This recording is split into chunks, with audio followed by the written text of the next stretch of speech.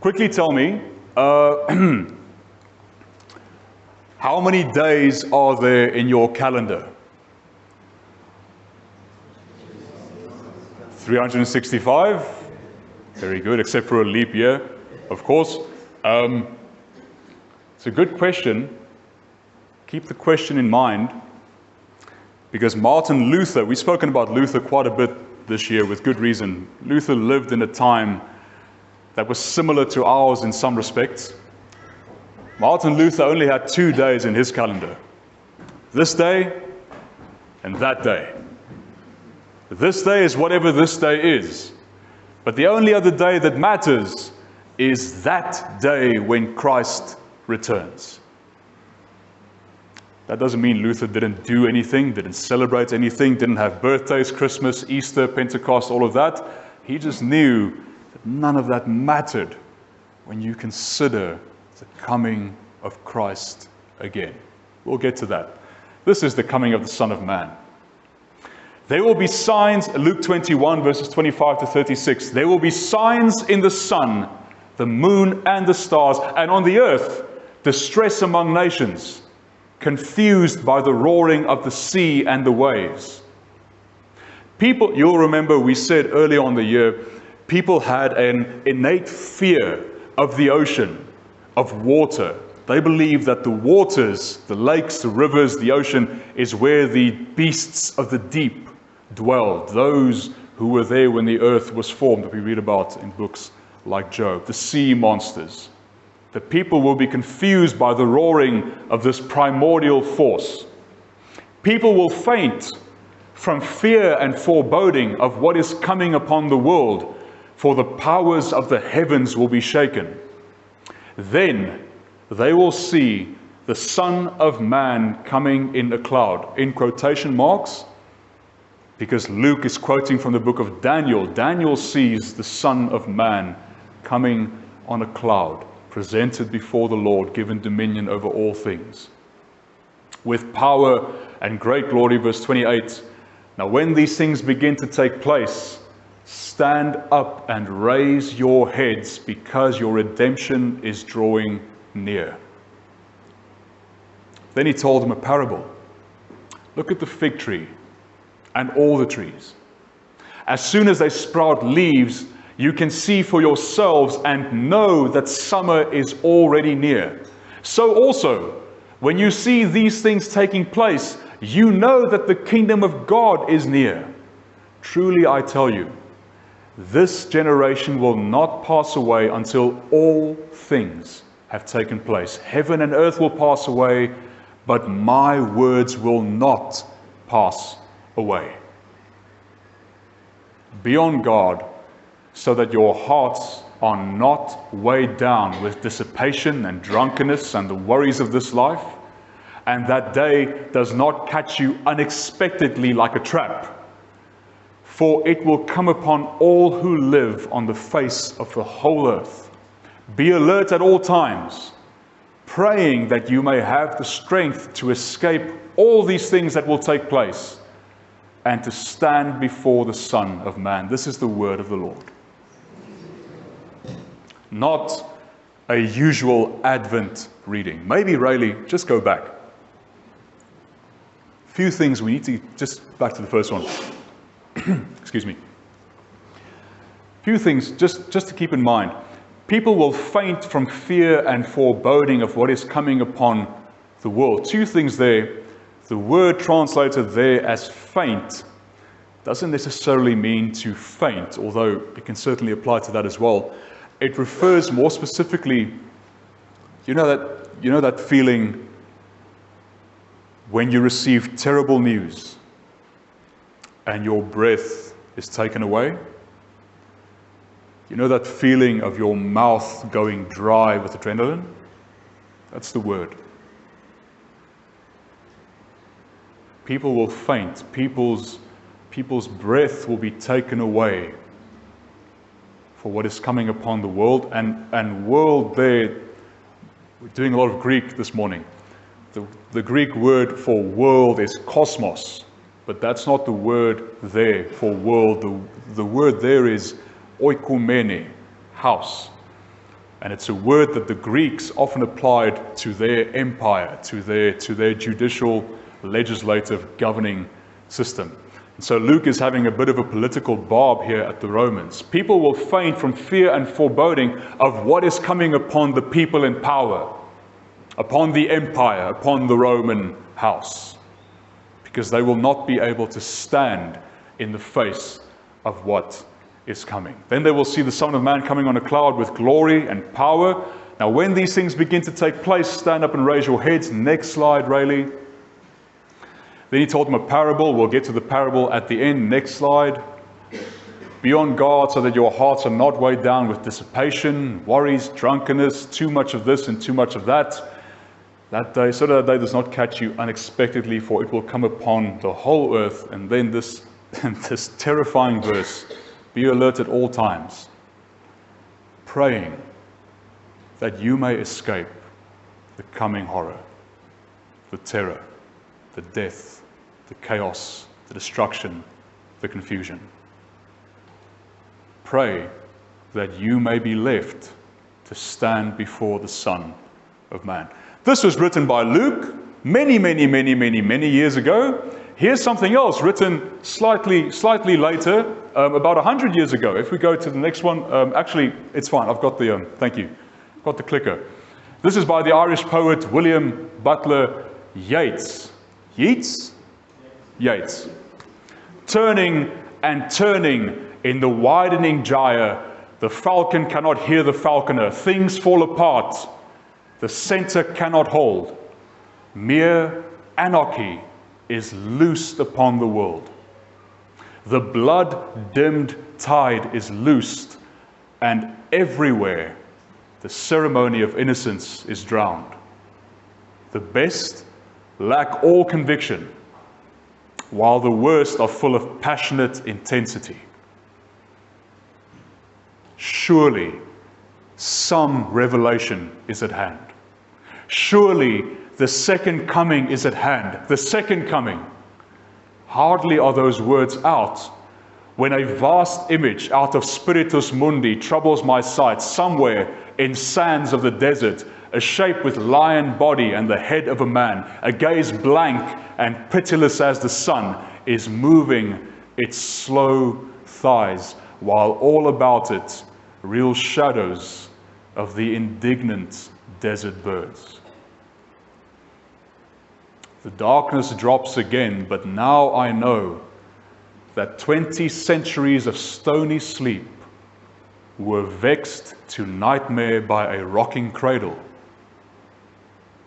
And what rough beast, its hour come round at last, slouches towards Bethlehem to be born.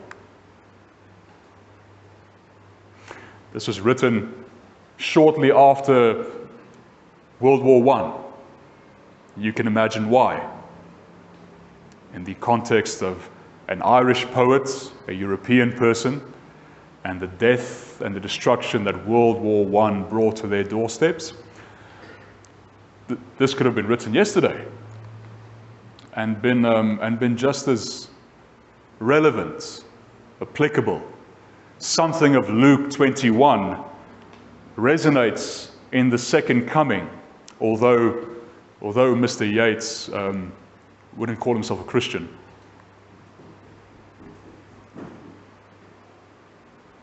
The best lack all conviction, while the worst are full of passionate intensity. Doesn't that sound so apt when we consider the people who are bombarding our eyes and our ears with every kind of news and opinion?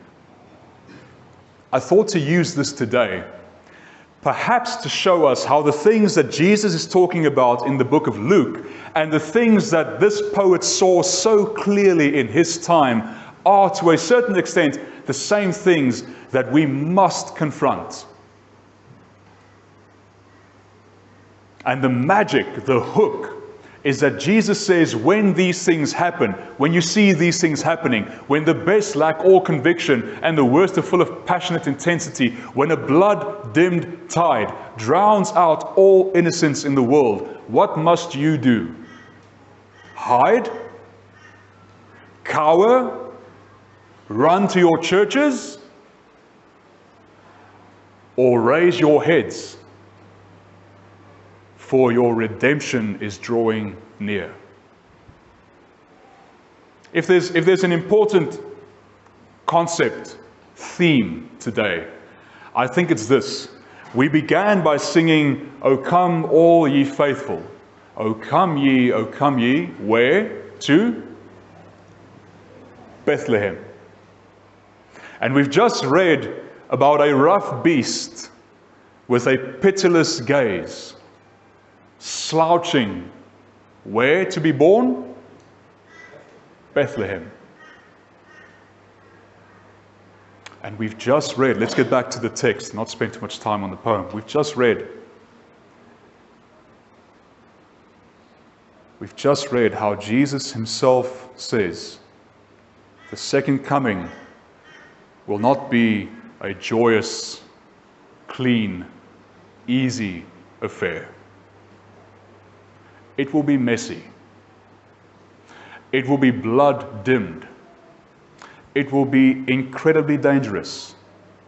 It will be literally like giving birth.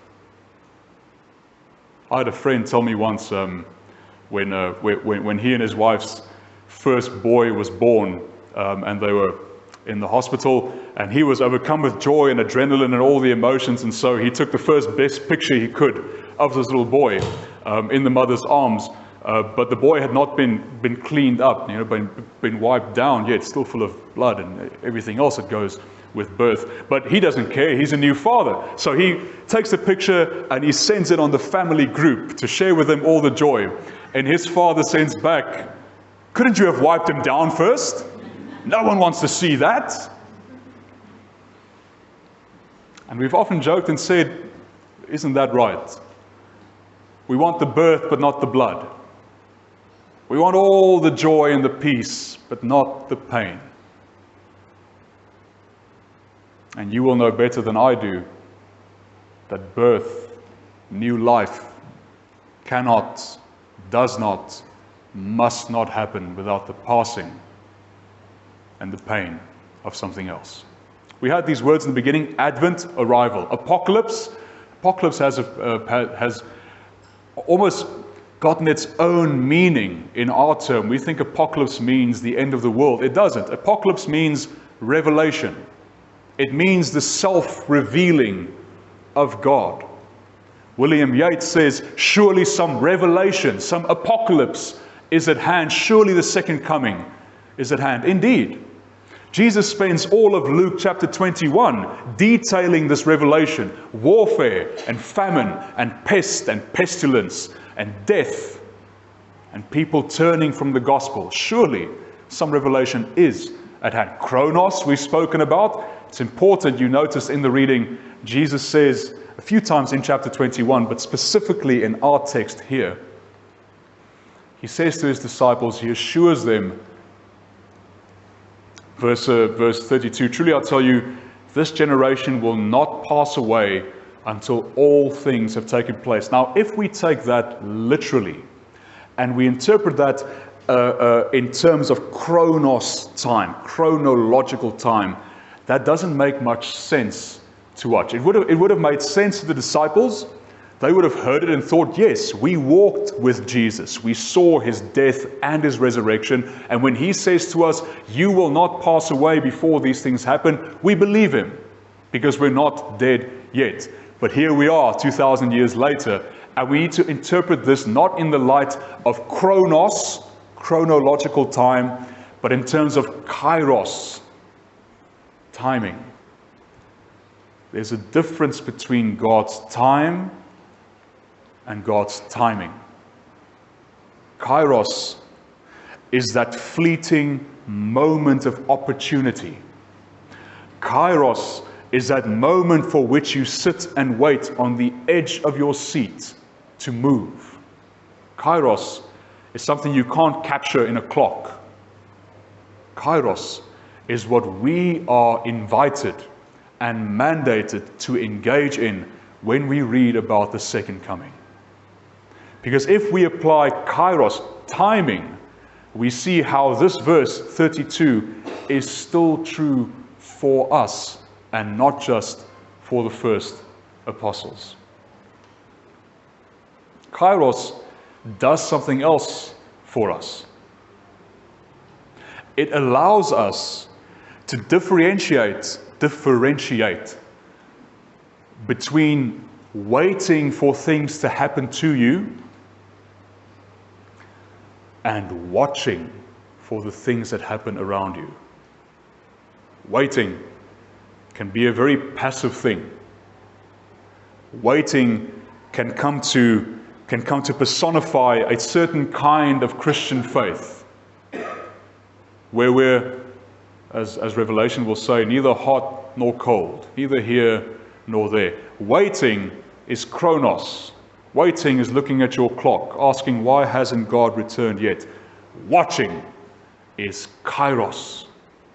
Watching is Psalm 25, the eyes of the servant on the hand of the master at all times. Kairos is our invitation to be ready, because the kingdom of God is drawing near at this very moment. Because when the whole world crumbles around us, Jesus tells us, your revelation, your redemption is at hand. This is why Luther says, there are only 2 days in my calendar. This day and that day. This is why in another place Luther says, even if I knew that the world would end tomorrow, today I would still plant my apple tree. If someone told me the world was ending tomorrow at noon, then today I will go home, I'll go to Bunnings, I'll buy the best fruit tree I can find, and I will plant it in the full expectation that I will sit beneath its shade and eat its fruit. Because it doesn't matter what happens between today and that day. What matters is that that day is on the way. Does that make sense? I don't think it always does. I think we're so conditioned to live according to clocks and calendars, to wait, that we find it so difficult to watch what God is doing. And maybe poems like The Second Coming can help us, if nothing else, to shake us, to awaken us to the terror of the world around us that has been there for all times. My wife and I were speaking yesterday in the car about the cruelty that lies behind so much of the COVID rhetoric and discussion, not just in Australia, everywhere. Vaccines or no vaccines, mandates or no mandates, 17 December or not 17 December. There's such a latent cruelty, nastiness in what some people say. And we asked each other the question, is this because of the pandemic? Have we grown accustomed to death, to 5.2 million people dying? That's the official number. Are we desensitized? And we ended up saying to each other, no, we've always been desensitized. We've always been the rough beasts slouching towards Bethlehem to be born. We've always been those who are called to watch instead of partake in the exploitation and the destruction of people. We always have to fight against that base instinct we have that calls us and wants us to only look after ourselves at the expense of our fellow man. We're going to Bethlehem. We're on our way to Christmas. We're going there with the shepherds and the wise men and the sheep and the donkeys and the cattle and Joseph and Mary. But I promise you we won't be alone in Bethlehem. There will be many rough beasts. There will be many blood-dimmed tides. There will be the drowning of innocence. There will be the best of us losing their conviction, and there will be the worst of us filled with a passionate intensity that almost makes us want to give it all up and follow them. But we've been warned. And Christ has told us when all these things happen, what should you do? Raise up, for your redemption has drawn near. When all these things happen, the birth of the new world is upon us, and there will be blood and tears and pain, and there will be new life. Last thing about Luther, something else that he said, this life, where we live, Luther lived through plagues, Reformation, Counter-Reformation, civil wars. This life, therefore, is not righteousness, but growth in righteousness. Not health, but healing. Not being, but becoming. Not rest, but exercise. We are not yet what we shall be. There are many roads and rough beasts on the way to Bethlehem. We are not yet there, but we are growing towards it. The process is not yet finished, but it is going on. This is not the end, but it is the road. All does not yet gleam in glory, but all is being purified. And we'll read about the refiner's fire, the purification, next week as we go further into Advent. Here's what we're going to do. You received your Advent stars, you received a few pencils between all of us. We're going to play a song, we might play it once or twice, however long it takes. Wait for the Lord, whose day is near. And while it plays, we're going to come up and hang our Advent stars on the tree. Perhaps, Paul, if you mind giving me a hand. So, as the song plays, make your way either this way around or this way around up. Hand your stars to myself, and Paul will hang them on the tree to put our final decorations on our tree of life. Take your seats again. We'll wait for the song to finish or fade it out, and then we will sing our final song. I've now forgotten what our final song is. This I believe. Wonderful way to end by reaffirming our faith, the Apostolic Confession. And then after we've sung, then we will do our peace greeting. So you're welcome to write a message or a name or a prayer on your star, and then come forward when you're ready and hand it to myself and Paul, and we'll hang it on the tree. Let's listen to the song and do this as an act of worship.